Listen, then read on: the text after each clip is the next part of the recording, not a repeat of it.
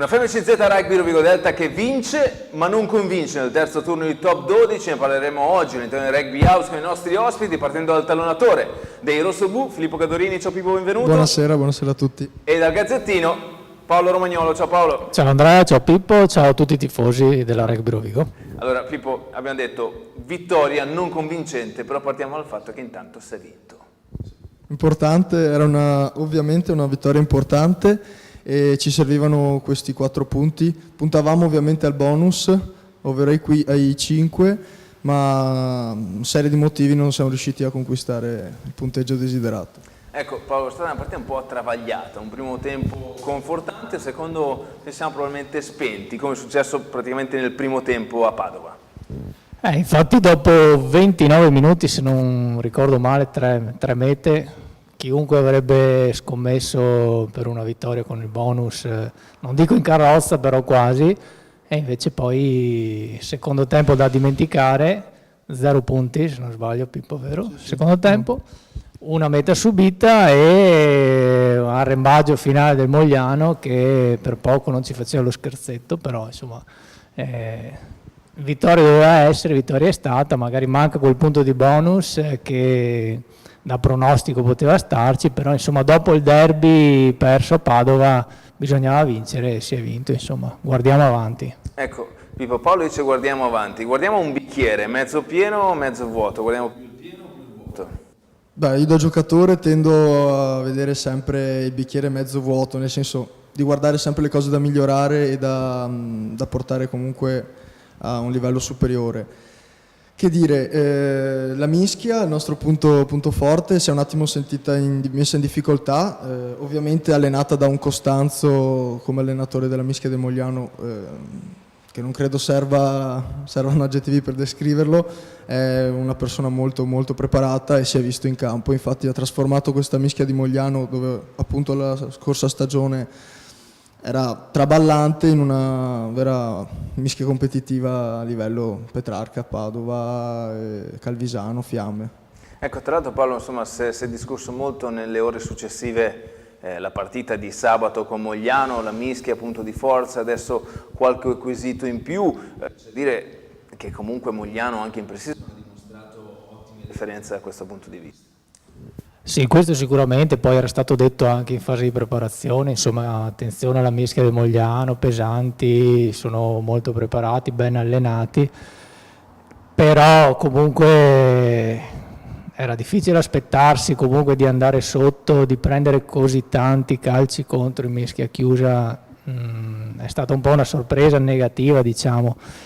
E subito dopo la partita si è anche Umberto Casellato mi ha parlato, magari consigliato da chi era in prima linea, di interpretazioni dell'arbitro magari che non sono state lette bene da Rovigo, anzi poi io approfitterei, visto che abbiamo qui Pippo che è entrato proprio nella fase in cui c'erano le maggiori difficoltà, per capire cosa non ha funzionato, se c'è stata veramente questa componente dovuta a un non adattamento al metodo arbitrale oppure se effettivamente è stata una superiorità netta da parte del Mogliano. Glielo chiediamo direttamente a lui, visto che... Sì, in mischia noi siamo sempre comunque sulle nostre linee guida e quindi tendiamo a spingere sempre dritti, con delle posizioni comunque cerchiamo di tenerle ottimali.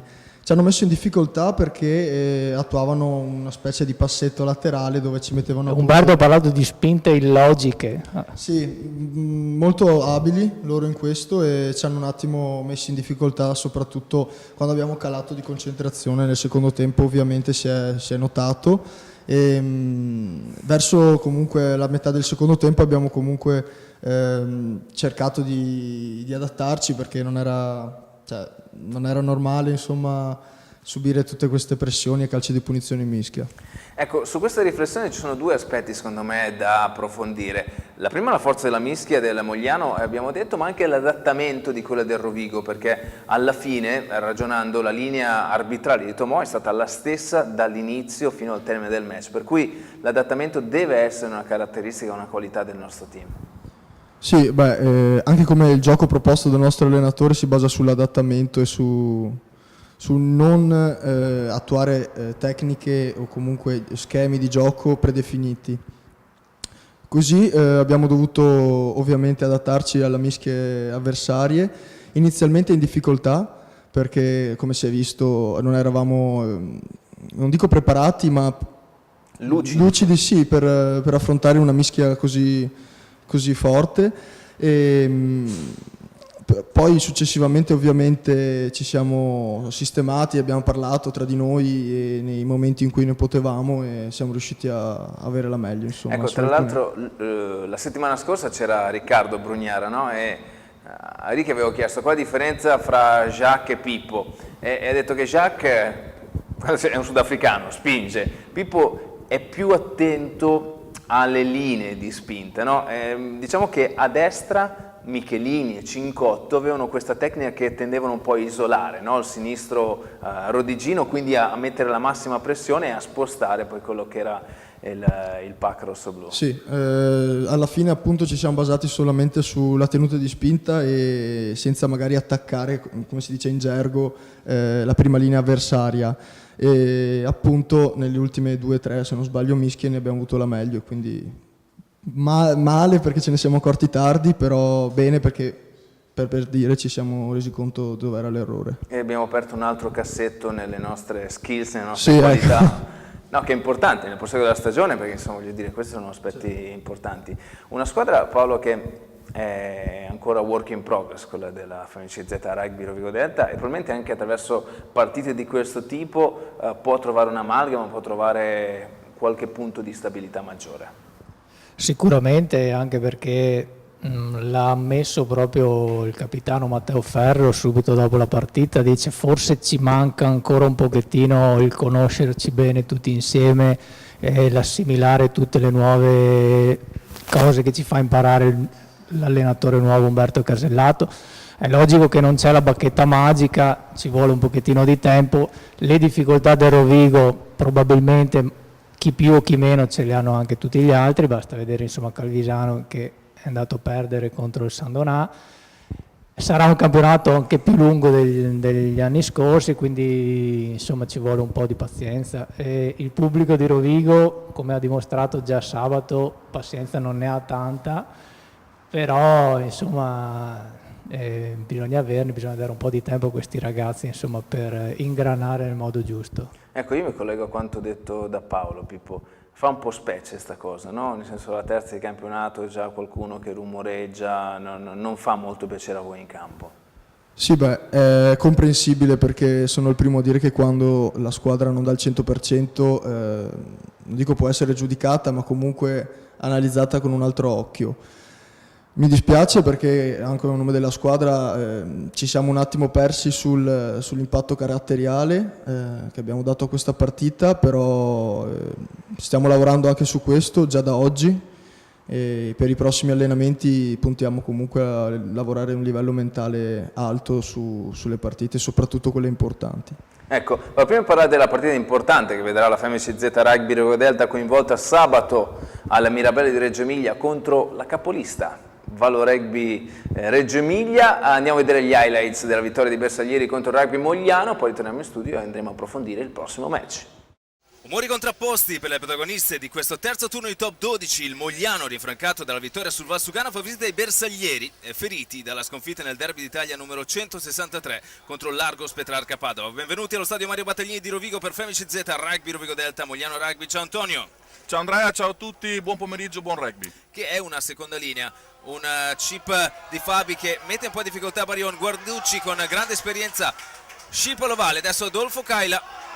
In avanti però del numero 5, l'altro argentino De Lorenzi. Rovigo può giocare con Denis Majstorovic al largo per Davide Odiete, muove le gambe Odiete, come sempre grande dinamismo ai piedi Denis Majstorovic in maniera fortuita, può prendere questo Valle e andare in meta, vediamo se ce la fa. Meta della FMCZ Rugby Rovigo Delta. La rincorsa di Mantelli, sentiamo l'Acquaglio, cosa suggerisce? Nulla, palo per le Mantelli, per cui mentre si riscalda tutta la panchina di Mogliano parte Jackman. Tutto regolare sulle bandierine a 5-3 allo stadio Mario Battaglini. L'ok di Tomò per Chillon. Stavolta è buona la conquista rodigina. Ferro, l'inserimento di Giovanni Nicker, la finta, Matteo Ferro va da solo.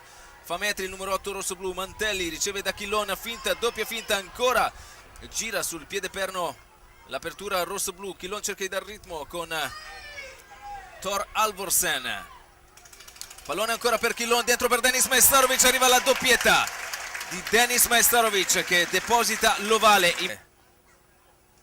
La trasformazione di Leo Mantelli che arriva 12-3 al 15esimo. Il flanker, ma anche seconda linea bianco-blu. Fuori il pallone, non riesce a registrare la ricezione Zanatta, per cui è Guarducci a prendere responsabilità di questo possesso. Mette la palla a disposizione Fabi. Jackman, attenzione, potrebbe attaccare, c'è un buon mismatch, noce di cocco per Jackman. Baldino, sostegno interno, buona circolazione della palla, Corazzi che va in meta, bellissima azione del Mogliano. Quando siamo al 20esimo, quando si è appena concluso il primo quarto, arriva anche la trasformazione dello stesso Jackman. Ricordo di seguire le partite su federrugby.it, YouTube e sull'app ufficiale FIR. La presa di Matteo Canali, la costruzione del drive da parte di Rovigo. Jacques Momberg è l'ultimo elemento del raggruppamento rosso-blu. C'è una buona difesa da parte del Mogliano, c'è un primo stop. Rovigo è costretto o a avanzare o a giocare, ha due possibilità, c'è l'avanzamento per Rovigo. Jacques Momberg probabilmente è colui che ha segnato questa meta. Vediamo l'ultimo ad alzarsi, Lo sentiamo proprio... anche in cuffia. Sì. Leo Mantelli preciso in mezzo all'H, per cui lievita il punteggio 19-10. Ancora Mogliano, Jackman, il piede, cross kick, Odiete, cioffi anticipati da Pavan, attenzione, lestissimo Pavan. Ma pure subito, quindi questi 2 minuti sono girati 10 punti. Efficace e a mettere molti dubbi intorno alla difesa del Rovigo, lì intorno ai punti d'incontro e nelle ripartenze dal breakdown. Parte Matteo Ferro dalla base, Chillon calcia direttamente fuori. Finisce il match qui allo stadio Mario Battaglini con la vittoria della FMCZ Rugby Rovigo Delta per 19-15 sul Mogliano. Una partita tirata, un grande Mogliano abbiamo visto che non ha mollato di un millimetro questa partita. Sabato la FMCZ Rugby Rovigo Delta affronterà la capolista, abbiamo detto con un mezzo sorriso, non per mancanza di rispetto ma per la sorpresa che questa squadra è in questo momento del top 12, forse in pochi sarebbero aspettati il team di Manghi lassù, ma c'è Pippo, per cui insomma bisogna mettere anche a bilancio questa possibilità di questa sfida molto difficile. Beh, fino a prova contraria ovviamente sono i primi in classifica, sarà una partita tostissima, dura, perché andremo da loro e saranno preparati al massimo. Penso che sia la squadra una delle più pericolose in questo momento, perché sono reduci da 3 vittorie di fila e quindi come carica morale sono pronti appunto per affrontare una grande squadra. Come ho detto, cercheremo di affrontarli come meglio possiamo, nei limiti anche di infortunati o no, però non è assolutamente un problema, perché chiunque scenda in campo ormai sappiamo tutti che il ruolo che deve ricoprire lo deve fare al 100%. Stiamo lavorando, appunto abbiamo parlato prima sull'impatto mentale per la partita che per il mio è fondamentale. Ecco, là sarà una sorta di piccola guerra, nel senso che ci sono anche un paio di ex che probabilmente qualcosa vogliono anche mettere sul piatto, c'è Mucci, c'è Lucio, c'è Dado Farolini, insomma, tanto il Reggio sembra una squadra costruita, no? Nel tempo e ogni anno inserisce un elemento nuovo. Quest'anno poi si è discusso anche molto con l'inserimento di Mirko Amenta e anche l'esperienza ovviamente di Mucci in prima linea sta dando grandi riscontri con l'inserimento di un destro sudafricano che ha ottime statistiche. Sì, sarà una prova del 9 secondo me per tutte e due le squadre. Loro perché finora non è che hanno incontrato le Fiamme Oro, che può essere considerata una squadra insomma, che lotta per i playoff, però una delle 3 big, Rovigo, Calvisano e Petrarca, la devono ancora incontrare. Rovigo è la prima, quindi sarà il banco di prova più importante per questo loro inizio di stagione. Anche per Rovigo sarà una sfida importante, perché vincere in casa della capolista vorrebbe dire lasciarsi alle spalle quelle che sono state magari le incertezze di questo inizio di stagione. Tra l'altro poi la sfida tra Reggio Emilia e Rovigo negli ultime stagioni è diventato un classico di inizio campionato, perché il calendario la piazza sempre lì tra le prime giornate. Questa ha un sapore un po' diverso, insomma, perché non si era mai andati a Reggio Emilia a sfidare la capolista Reggio Emilia, e quindi sarà curioso da vedere, insomma. Certo, c'è da ammettere che, insomma, come dicevi tu, hanno affrontato le fiamme, anche perché la prima partita è quella con i Medici, insomma i Medici non stanno passando un gran momento, e la cosa forse tra le più importanti nell'arco della stagione non è chi vai ad affrontare, ma in che stato di forma è la squadra che vai ad affrontare, Pippo. Certo, come lo vai a affrontare, appunto. Sul piano fisico ci siamo, perché stiamo lavorando bene, abbiamo lavorato bene il pre-stagione e quindi sono tranquillo. L'unica cosa che ci può mettere un attimo in difficoltà, come ti dicevo, è il piano mentale, ma io sono fiducioso e stiamo lavorando bene, quindi non c'è nessun problema. Paolo, questo è un campionato abbastanza anomalo in queste prime 3 giornate. Prima menzionavi la sconfitta di Calvisano a San Donà, domenica un Viadana che in qualche maniera ha messo in grosse difficoltà il Petrarca, che grazie alla propria stabilità e consistenza è riuscito a portare a casa il match dallo Zaffanella, per cui ogni partita è realmente un'incognita. Così dicono queste prime giornate, partite sempre molto combattute, dall'esito non così scontato, e non c'è ancora una squadra o qualche squadra che può essere considerata materasso, se non il Valsugana, perché non ha ancora vinto, ma sono sicuro che magari ingranerà, insomma, strada facendo. Allo stesso modo sopra non c'è nessuno che finora ha fatto la parte del Leone, a parte il Valore Rugby, però insomma siamo pronti a vederlo alla distanza anche gli amici di Reggio, insomma. Che forse non hanno una rosa lunghissima per poter potrebbe tenere... essere il loro tallone d'Achille quello, insomma. C'è da dire che insomma il San Donà lo si dava già per una squadra di basso rilievo per tutto Calvisano, Mogliano inizio stagione insomma piena di giovani, cosa vuoi che faccia, eccoli qua, quindi Pippo veramente è anche insomma stimolante giocare un campionato del genere. Sì, non si può avere un calo mentale, possiamo dire. Come ha detto Paolo, insomma, ogni partita è un test, è una prova importante, non come magari anni fa o qualche anno passato, dove bene o male quelle 2 o 3 squadre erano, non dico una partita tranquilla, ma si sapeva gestire in maniera diversa rispetto a partite importanti come quelle che magari si affrontano per lottare sui playoff o nei playoff, insomma. Ecco Paolo, da queste prime battute di Rugby House di questa sera, Pippo batte sempre il tasto mentale, atteggiamento, comportamento, carattere.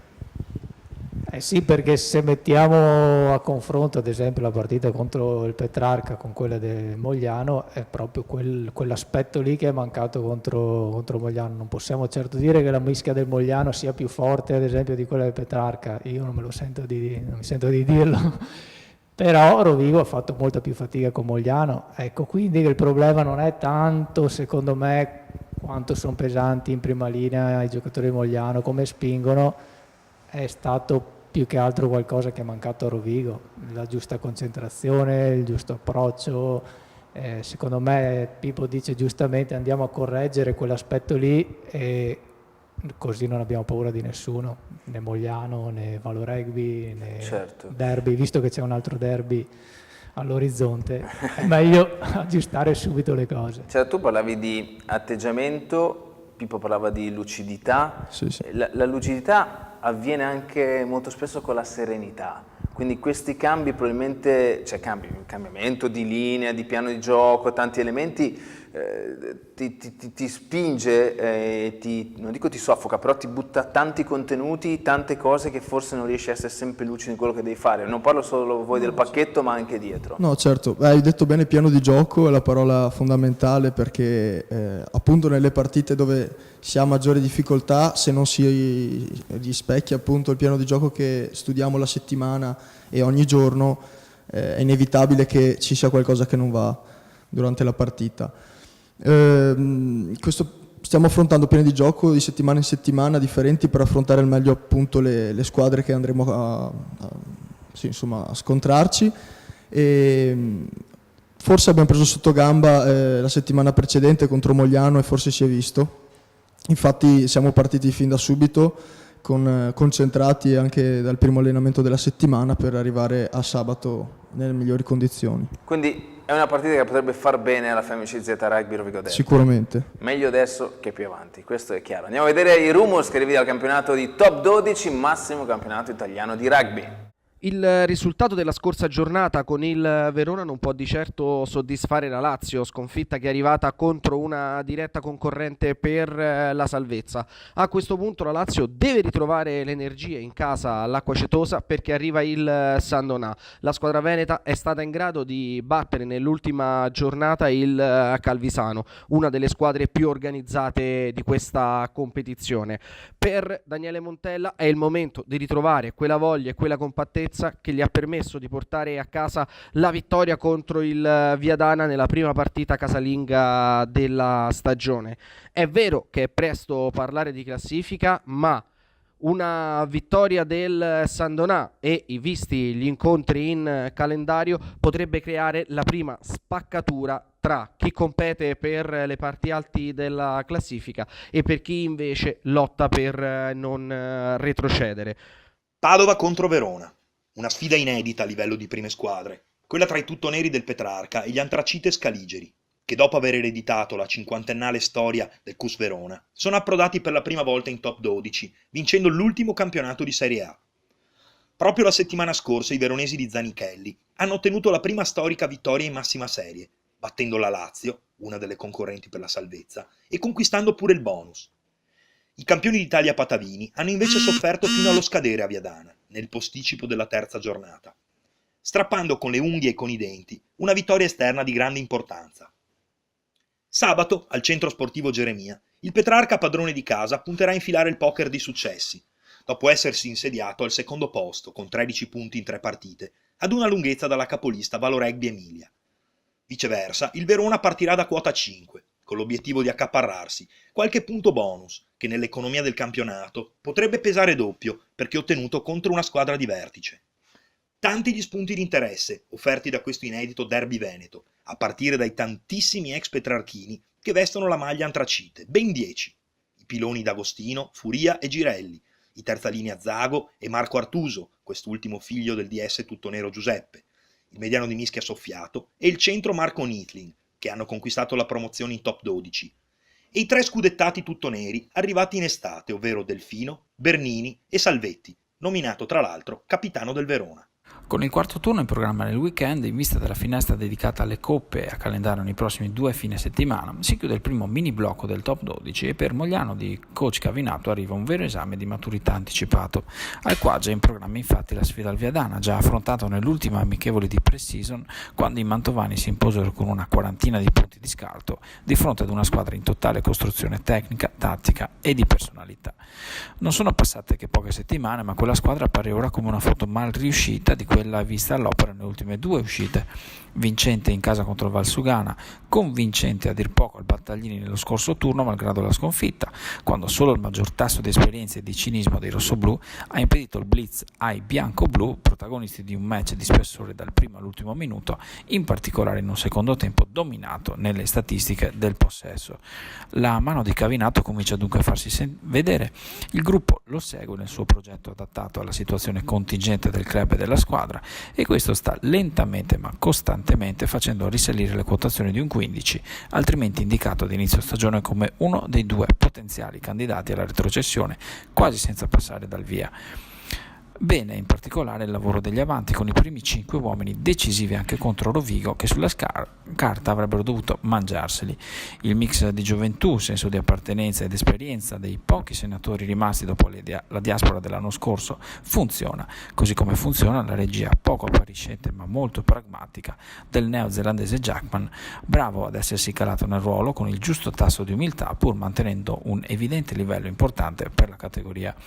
Viadana per contro affronta il confronto con un all-in da tavolo da poker. La sconfitta in casa Lazio della seconda giornata e quella interna col Petrarca nella terza stanno pesantemente segnando l'andamento in classifica e più di quello il livello di autostima di giocatori e staff, affidando quindi alla gara contro Mogliano una valenza che va molto al di là dei punti in palio. Tra i moglianesi da verificare la scelta in prima linea, con Tuai Kei in rapido avvicinamento alla sua forma migliore in ballottaggio con Ferraro, mentre le due seconde linee argentine De Lorenzi e Kaila vanno verso una conferma scontata, così come quella del giovane Scagnolari a secondo centro, una delle rivelazioni di questo primo scorcio stagionale. Kick-off fissato alle ore 16, arbitra il rodigino Boraso. Bentornati in Rugby House pre-Valo Rugby Emilia, questa nuova realtà che ha unito Reggio Emilia, Modena, insomma un po' di lavori sulla via Emilia che sta dando un grande risultato e grande successo ai ragazzi di Manghi, ma noi abbiamo Pippo Cadorini qui in trasmissione e come ben sapete durante la settimana postiamo l'ospite qui di Rugby House e i tifosi si possono sbizzarrire nelle domande. E Pippo ha ottenuto un ottimo successo perché Riccardo scrive: ciao Pippo, puoi raccontare a tutti chi è Teddy? Beh, Teddy è un pupazzo con cui ho dormito, sono sincero, fino a 3-4 anni fa e non me ne vergogno, nel senso sono contento e ce l'ho lì a casa, buono, mi aspetta a Vicenza ma c'è, sempre presente. Cioè vuol dire che dopo hai vinto il campionato con la 18 non hai più dormito con Teddy? Tra il trasferimento da venire a Rovigo portando su e giù comunque mobili o altro, l'ho deciso di tenerlo là come mi sorveglia la camera, insomma. Ok, ok, è il tuo controllore, bene. E dato che ci siamo, se dico la parola piccante, a cosa pensi? Sempre Riccardo, immagino, questa Sì, domanda. sempre lui. Piccante è stata mi viene in mente appunto una serata che abbiamo trascorso io e i miei amici di Vicenza in una cena. Abbiamo fatto una cena a base di pizza e ovviamente volevamo farne una piccante, ma abbiamo esagerato vistosamente, quindi siamo stati quasi male tutti. Ok, perfetto. Allora, Samuele Ortis, ciao Samu, ti salutiamo. Ciao Pippo, ci stiamo domandando in tanti, non so chi siano, ma in tanti, quando hai intenzione di lasciare il look alla Swarzewski, ti senti un po' come lui? Intanto ciao Sam, per chi non lo sapesse, Swarzewski è stato uno dei tallonatori di spicco della Francia. 83 caps, sì, Racing, ha giocato Stade. ai massimi livelli internazionali e aveva i capelli lunghi appunto. E c'è una somiglianza perché lui giocava numero 2 e io gioco numero 2, quindi... Ma anche un po' biondino come te, sì, occhio chiaro. è tendente al biondo anche lui e quindi non lo so, terrò questo look fino a quando... Come dico io, mi porta fortuna perché lo sento come un portafortuna e poi c'è sempre tempo a tagliare i capelli, si fa presto. Questo è vero, te lo posso assicurare. Poi chiederei a Teddy se è il tempo, no, di cambiare look, insomma. Poi Bruno chiede: come ti senti fisicamente e mentalmente in questo periodo? Bene, anche se non sembrerebbe, nel senso che la squadra non sta andando nei binari che tutti vorremmo, mi trovo bene. Terzo anno, sono partito comunque concentrato più dei precedenti, preparato fisicamente, sto trovando spazio anche come minutaggio in campo, quindi sono più che contento. Ecco, minutaggio che sta cambiando, insomma Paolo, ne parlavamo anche la settimana scorsa, Il suo, dici? in generale le prime linee vuol dire hanno più spazio, c'è più possibilità per tutti di giocare. Sì, certo, poi tra l'altro lui è partito con molto più spazio in campo rispetto agli anni scorsi e è una nuova linea dettata sicuramente dal nuovo staff tecnico che c'è, radicalmente diversa da quella precedente perché si cercava di puntare sempre sugli stessi uomini, quelli che magari davano più fiducia. Vediamo se questo turnover insomma porta risultati positivi. Tra l'altro io avrei una domanda da fare a Pippo proprio che si collega benissimo a questo aspetto, considerato anche il poco spazio che hai avuto nelle precedenti stagioni, visto che c'erano anche molti tifosi che chiedevano un tuo maggiore utilizzo, ti è mai passato per il cervello l'idea magari di cercare qualche spazio da qualche altra parte, in qualche altra società diversa da Rovigo, visto che considerato che potresti benissimo fare il titolare nella maggior parte delle squadre di top 12. Beh, ti ringrazio Paolo. Di cambiare squadra no, però ho avuto un momento magari no durante tutto l'anno. C'è stato un periodo dove ovviamente ero un po' giù moralmente, ma come mi dice mio padre, lavorare duro e i risultati arrivano, infatti sono arrivati. Se non il secondo, ma bensì il terzo anno. E fisicamente sei strutturato molto di più rispetto a quando facevi le giovanili. Sì, no? mi ricordo la prima intervista quando sono da Rugby House, dove appunto il mio punto fondamentale era da lavorare il fisico. Adesso insomma mi sto adattando, sto lavorando, mi sto impegnando e spero di avere risultati. Quanti chili sei cresciuto? Sono 97. La soglia del 100 è sempre lì che insomma mi sberleffa, mi prende in giro insomma. Facciamo un patto, tu mi dai i capelli, io ti do dei chili. Volentieri, volentieri.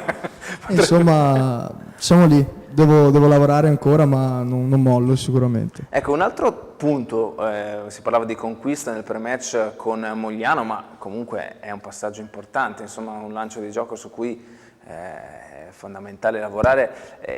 Queste nostre titubanze nella rimessa laterale, no? E anche qui cambiate le seconde, per cui chiamate nuove, il feeling è quello che adesso probabilmente viene meno, immagino. Certo, beh, sono sincero, era su 4 seconde linee dell'anno scorso, penso che le abbiamo cambiate tutte, Sì. se non forse una persona, ma è cambiato anche il metodo e comunque la struttura delle touche.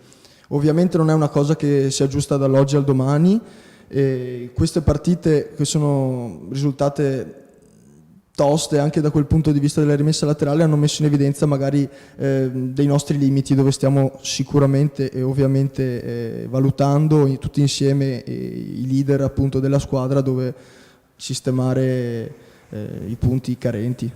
Ecco Paolo, è ovvio che come diceva Pippo cambiare tutte le seconde linee ti mette di fronte a uno scenario tutto da costruire nuovamente.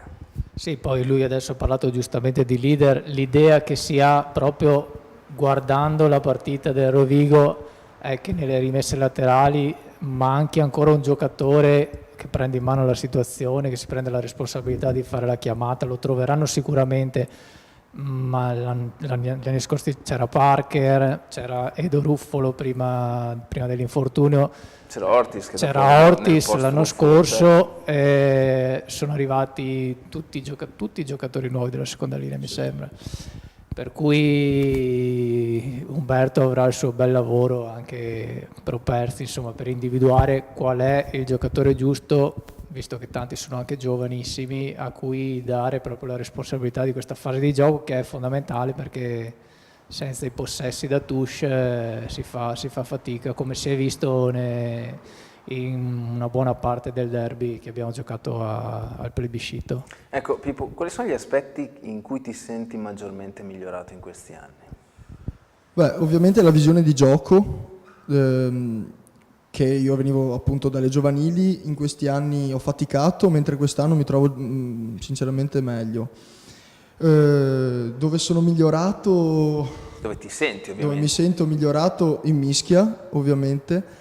I primi anni sono un po' duri perché c'è un bel salto generazionale da appunto, come dicevo, le giovanili, e grazie anche all'aiuto dei miei compagni, parlandone, allenandoci insieme, sono riuscito comunque a parer mio, insomma, essere un livello discreto, decente, e ho intenzione comunque di lavorare con metodo e determinato per arrivare ovviamente al livello più alto possibile. Tra l'altro è una cosa molto simpatica, se volete, di sabato scorso, che in campo, tolti i vincitori dell'anno scorso del Valsugana, c'erano tutti i vincitori dello scudetto Under 18, perché c'era Bonfiglio che aveva vinto nel 2014 con Treviso, nel 2015 c'era Fabi, penso del Mogliano, qualcuno comunque che giocava nel Mogliano, nel 2016 c'eri tu, nel 2017 c'era i ragazzi del Petrarca, quindi Pavan, quindi insomma c'era un po' tutta rappresentata la nuova generazione, no? Sì, sicuramente, infatti magari giovani che sono riusciti a trovare spazio in squadre come Padova o Calvisano si sono spostati in squadre un po' meno, possiamo dire, competitive, però per arrivare ovviamente ai play-off e parte più alte del campionato. Ecco, cosa che ovviamente ci auguriamo tutti, essendo questo l'obiettivo minimo della stagione. Siamo in chiusura di Rugby House, sabato Reggio Emilia, Mirabello, la sfida, la capolista, la FMCZ Rugby Rovigo Delta in questo campionato così alternativo, così ricco di sorprese che non dà punti di riferimento. Pippo, continua a studiare? Sì, continuo, anche In lì non mollo. In campo e fuori, Sì, ovviamente. sempre. Sto studiando in parallelo con lo sport, però spero di farcela, insomma, come ho detto prima non mollo. Grande Pippo, Paolo? Un dottore in squadra Effettivamente come sì. esempio. Farmacista. quindi- Farmacista, Grazie Paolo di essere stato con noi. Grazie a te Andrea, grazie a tutti, ciao Pippo. Grazie, buona serata. Ci vediamo sabato a Mirabello. Mi raccomando, forza al Vigo, sempre.